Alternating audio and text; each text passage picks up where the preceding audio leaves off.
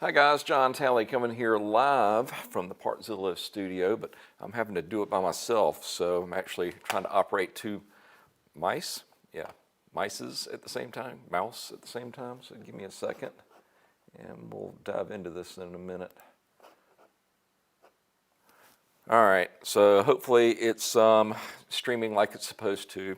It's only like the second or third time I've had to do this solo, but we're going to make the best of it and try to get through the next 30 minutes without too much to do about it.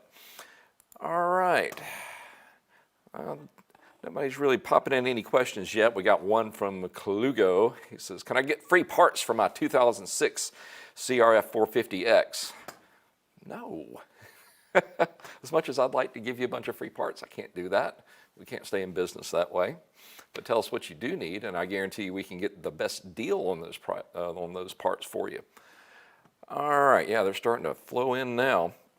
Nick is asking me, "Hi John, just got my Honda Rancher back from the Honda dealership, rode it for 30 minutes. Parked it for 3 hours, and I came back to find the gas leaking from the carburetor. Any thoughts?" Well, it sounds to me like they did a not so thorough job of cleaning out the carburetor, because what's happening is your float bowl is being hung open, so there's a piece of debris that's up inside the where the float chamber is a little needle that when the float bowl comes up, it stops that, and that sets it at a certain level inside the float bowl. Yours is just continuously running and then running out that little tube, so I will take it back to them and say, y'all need to try again. All right. Billy's asking me, "Hey, when my 400EX sits for a while and I go to start it, it will smoke and then stop, and it burns oil." All right, that sounds to me like your valve, either your valve guides or your valve seals are starting to fail or have failed, because when a machine sits still and it's got oil up on top of the galleyways up in, under the camshaft, it'll just run down past those seals, down the valve guides, and then kind of pools up in the cylinder. When you first fire it up, it burns off that oil. The only other possibility is maybe it's getting a little bit too much blow by and it's blowing it in through your intake, and maybe it's pooling in there. So check in your carburetor or your air filter box and make sure that doesn't have any oil up inside the intake anywhere. If it's not that, it's probably going to be either your guides or the valve seals, so one of the two.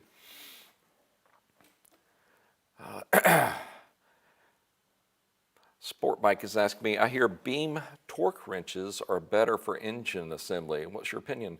I assume beam torque, the beam is a brand of torque wrench I'm not familiar with. I've always had really good luck with some of the Bike Master stuff, and/or my really go-to favorite is the Snap-on that you've seen me use for several years now, as it's really accurate from roughly 5.5 pounds all the way up to 90, and then it has an angle on it. So when you're having to do a certain torque and then an angle, it can deal with that with the ease. But I'm not familiar with the beam, but I will check them out and give you my opinion of them, I don't know, maybe next week. The coal miner. What would it take to get a sponsorship from you guys? Well, what do you do? Why don't you drop us a note and tell us what part of the power sports industry you're in. Are you a rider, a racer? I don't think you can see him, but we actually sponsor Scott Champion in the Supercross series.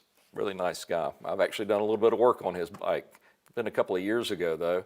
Yeah, go check out that YFZ 450 and it's YZ 450F, and we did a little bit of work on his race machine a couple of years ago. Nick says, "They didn't touch the carburetor. I think it's the float because it was sitting for 4 months." Yeah, you're right. Well, they need to go in and touch the carburetor because that float bowl is being held open. Until you can get it there, just turn the petcock off so you don't pee all over the floor, so to speak, and make a mess in your garage. Trenton is asking me, "What do you think about an 03 Predator 500? Is it a good bike?"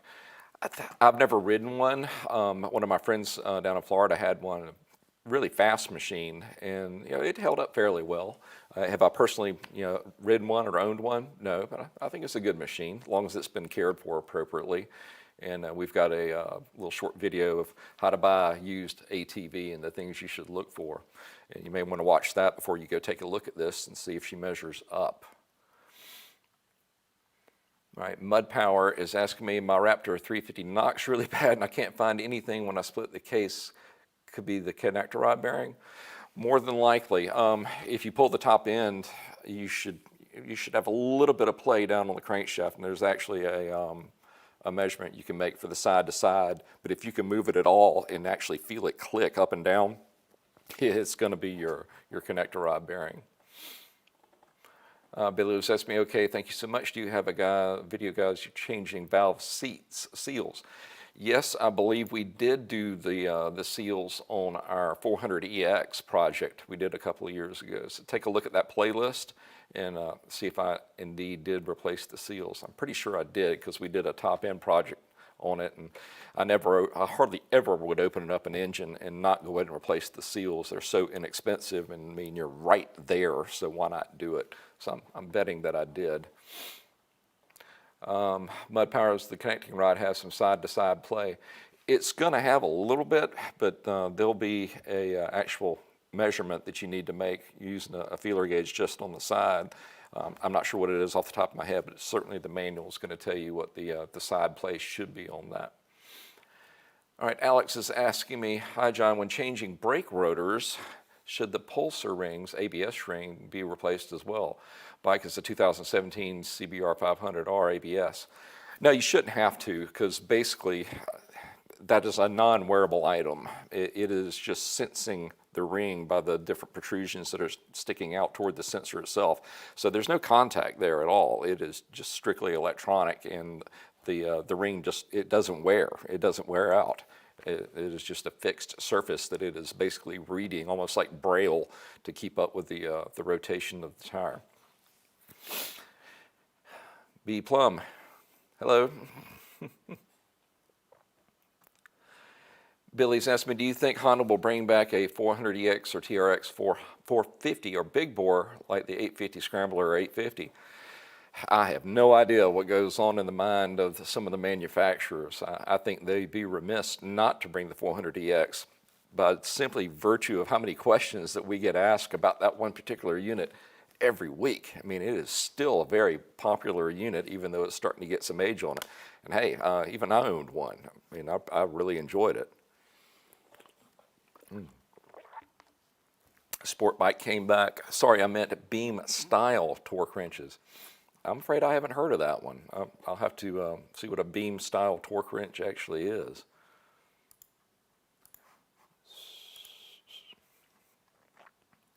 All right, Tricolor, 2008 Polaris 330 Trail Boss. I think that was a two-stroke, wasn't it?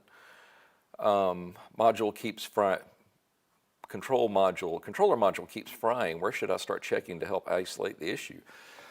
If it's frying its ECU, I would be very curious to know what your charging voltage is, because it sounds like it's being overcharged, and that's one of the telltale signs that, ooh, we got a problem. It's if you're going past 14.5 volts, that's probably getting it in trouble. So you can break out your voltometer and take a peek at it and see what your actual charging the voltage is. It sounds like that's what's tearing it down.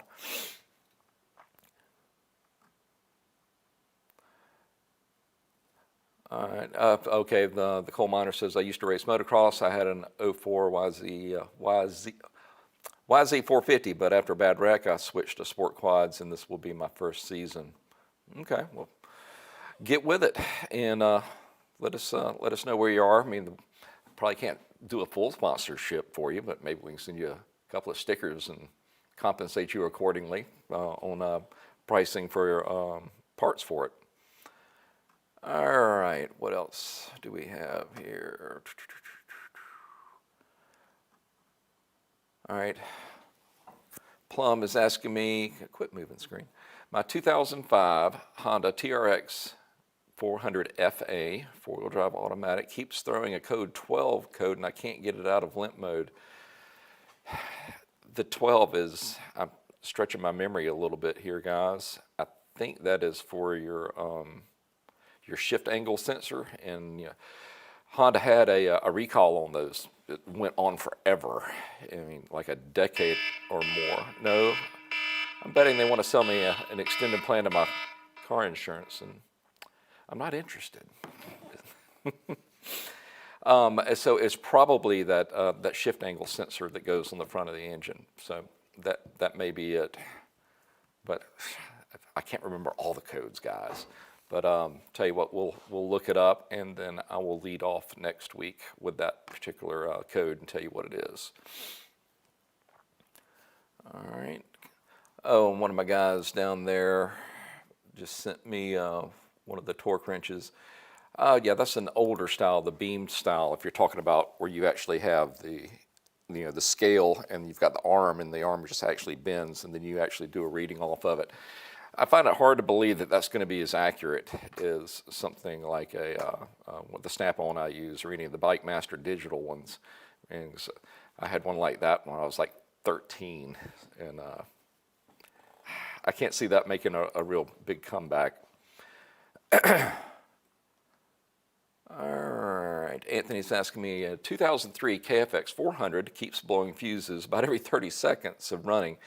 Any idea of where to start looking?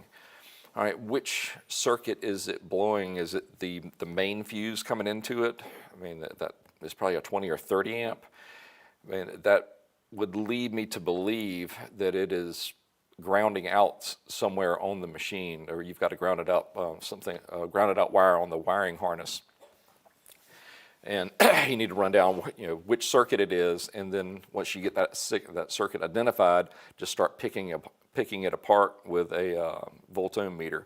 And we've done several videos of how to run down a fuse that is blowing and how to isolate the wires. So if you would just check our playlist on basically any of the machines, and I usually address that particular scenario.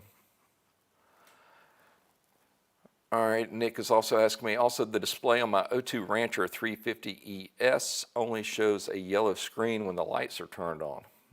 It doesn't show anything other than the yellow screen. How do I fix this? Well, it sounds like your screen is actually gone out, and the only thing you're seeing is when you turn on your lights, it's just turning on the backlight. It sounds like that LCD part of that screen is gone kaput. So probably the only way you're going to be able to fix that is just to replace it. Hello, Jason. Don't you have a car to paint? Get busy. You're welcome, Alex. Are you doing international shipping again? I'm not sure which places have opened up and which places have not. Overall, the floodgates aren't open right now. But guys, if you would find out where, okay, yeah, you already answered it. Well, y'all are quick on the draw today down in Florida. I'm just curious, was this somebody trying to sell me a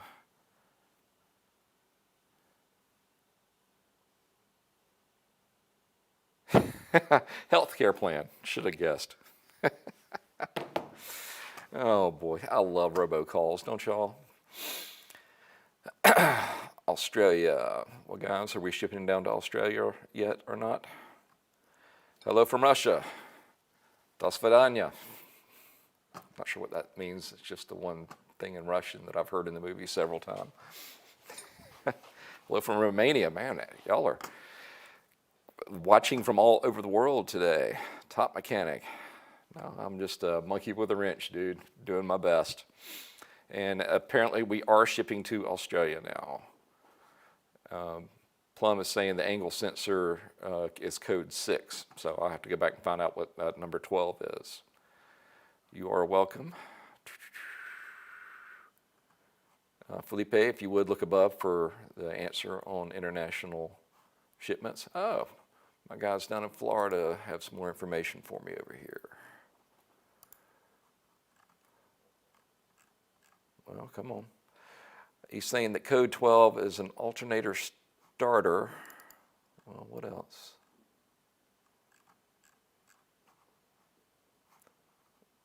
Something to do with the alternator starter. So that is odd. I'll have to look into the code 12. How can it be about an alternator and the starter? Just two separate pieces of equipment with very different job assignments. All right, Billy's asked me, also have a big gun exhaust on my 400EX, but the bolt comes loose in it, muffler bolt. And I thought it would be the rubber seal inside the mount, but I bought a new one if you guys held it up for. I'm not sure I follow what you're asking me there, Billy. If your starter clutch, okay. I'll have to look into that one, Cal. I'm trying to multitask on too many things right now. I also have a big gun on my 400EX, but the bolt keeps coming loose in it, muffler bolt, and I thought it would be the rubber seal inside the mount, but I bought a new one off you guys. It just held up for.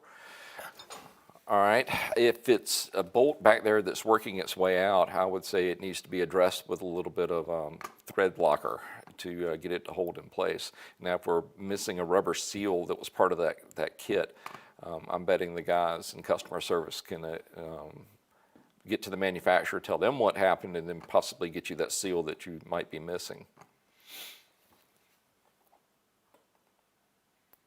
All right.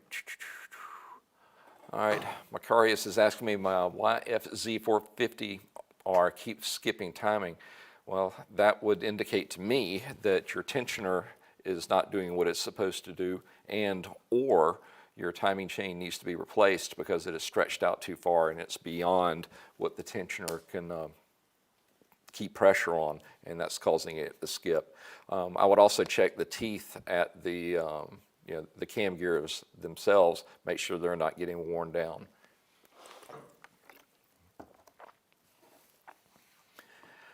All right, kids asking me, I watched your videos for the Kawasaki Mule Pro for adding a front brush guard, light sitting, etc. I think we did a dual battery on that one as well. Will you be planning to make a vid for installing the hydraulic cargo bed lift soon? I actually hadn't thought about that one, but sure, why not? Put it on the list, guys. We've got a couple of them here, so why not? All right, Nick is also asking me, I'm buying a brand new four-wheeler next time. Bought the Rancher for $1,900 and I've already put $1,000 into it so I can make it nice. Getting new tires, odometer, and maybe the carburetor. Yeah, but even at $2,900, you're going to end up with a solid machine. You cannot go wrong with a Honda Rancher. Those things are just about indestructible. And as long as you maintain them, they will last forever. Hello, Trenton. Hello from Ohio. Where are y'all located? We are in this particular location. We are in Georgia. Yeah, Partzilla is just on the ball. He's already answered that question. All right, Nick's given an opinion. Mad Hatter, get a Polaris Sportsman 570. Okay. Billy is saying, I got the seal and everything I need, and I can tighten it down a ton, but now it's still loose when fully tightened down. Sorry, I wasn't clear. It sounds like we're still missing missing something in there, because you're telling me it's bottoming out and then it's still rattling in there. We've got to be missing some type of rubber gasket or another part of a mount that is apparently not in that kit. So I'd say get in touch with us, give us the exact model number, and let us get in touch with the manufacturer to make sure you've got everything you need to get it mounted on there correctly. Kelsey has asked me, hello, how are you doing? I am well. I have a 2008 TRX 450ER. I can't figure out if I'm doing the valves right. I know that you should check compression stroke, but I can't get it to start and it backfires. All right, well, it sounds like you're going in the right direction. If it's spitting back up and backfiring, that tells me that the valves aren't closing completely, and they're probably out of adjustment. But yes, you do want to take it to the timing mark and then to put a feeler gauge on them to see where those lifters are set. All right, Trenton's asked me, do you guys sell Predator 500 plastics and other parts for your site? I'm betting we do, guys. If you tell me what year, make, and model, and I'm sure the guys in customer service can take a peek and point you in the right direction. All right, Plum is throwing in, code 12 is the ECU motor driver circuit. I put on a new ECU, but it can't initialize because I can't get the deed to show when it gear. It just flashes code 12. All right, that would make me think that the gear position indicator is probably out of whack on that one. If I remember correctly, that one is basically a series of detents with the little switches on each to represent each gear position.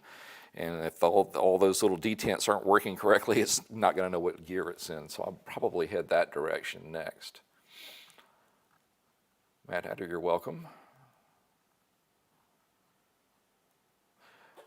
All right, Yielding has asked me how long do you take for one order in New Jersey? If we've got it in stock, which we probably do, I would say maybe 2 to 3 days. Man, Partzilla has beat me to the punch on all this. Thanks, guys. I appreciate it. Okay, thank you. It's the muffler itself that rattles and not the bolt, if that helps. All right, sounds like you've got potentially a bad unit. So let us help you out on that and get it replaced potentially. Ataya is asking me, I'm trying to understand transmission. When I'm on neutral, the clutch is static and the gear also. Now I'm trying to shift into first gear. Couldn't the dogs get stuck with the gear? The shifting dogs, or the shifting fork you're talking about, they actually ride in a groove on the gear, or not so much the gear as the transfer gear, and they shift from point to point to engage the dogs. But as far as the dogs being stuck on the gear, no, they shouldn't be. Otherwise, it wouldn't be able to go into neutral, depending on which one you're talking about. But they're all basically going to operate the same. They're just different sizes, which represents the different gear ratios. All right, Chad is asking me, hi John, any tips on how to diagnose when it's time to replace the exhaust, Foreman 400? Usually your ear will tell you, especially if you can ride up to another one that's maybe a little bit newer and see if it sounds that much different, because over time, you know, the packing is going to break down inside of that the muffler and eventually spit it out. And on the stock units, they're non-rebuildable. So when they go, they just really start to get loud. Then you know it's time to let them go.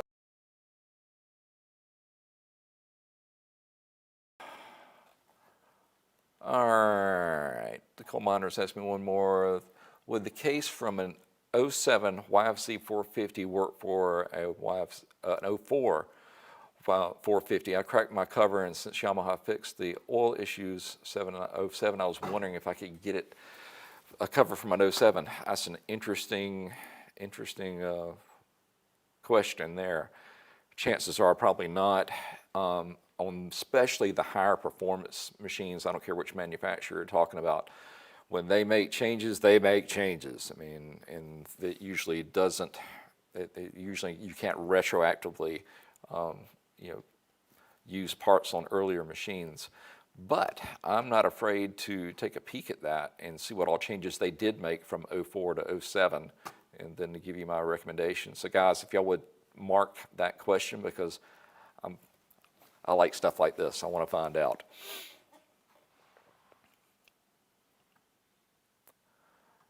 All right, how do you test the ECM? There's really no way to test an ECM that I know of, I mean, unless you're going to go into its noodle, which is almost impossible without a really fast oscilloscope, is just to swap it out. But I really think it's not picking up that sensor, that gear position sensor, or cluster. Ace has asked me, hello friend, I watched all of your GSX-R 1000, CBR, and R6 engine breakdown videos. Cool. Hope you enjoyed them. Ian is asking me, I recently noticed I had a blown cylinder gasket on my 400EX. I've been riding it like that for a while, but I've got new plastics now. Is it necessary to replace the top end as well? No, you shouldn't have to. I mean, just be very careful that you get everything back exactly where it was. I would even try to keep the rings wherever they've decided to seat. I know they still rotate on the piston somewhat, But just make sure you get it back together. But I mean, that would be the best time if you've got to pull it down to maybe pop in another set of rings. Just look at the clearance and look at the wear patterns inside the cylinder and see what kind of shape they're in. Good grief, there goes another 30 minutes.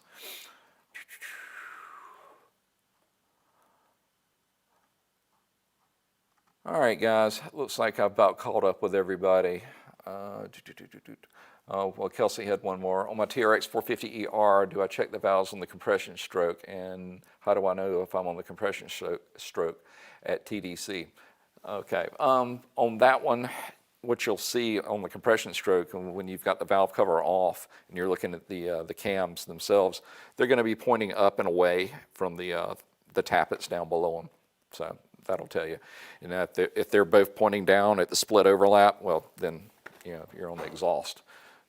But yeah, if you're at top dead center on the compression, they're going to be up and your valves are going to be fully closed. Well, all right, guys, I think that's going to call it a day for me. So let me grab the correct mouse over here. Just want to say thank you for spending a little time with us this afternoon.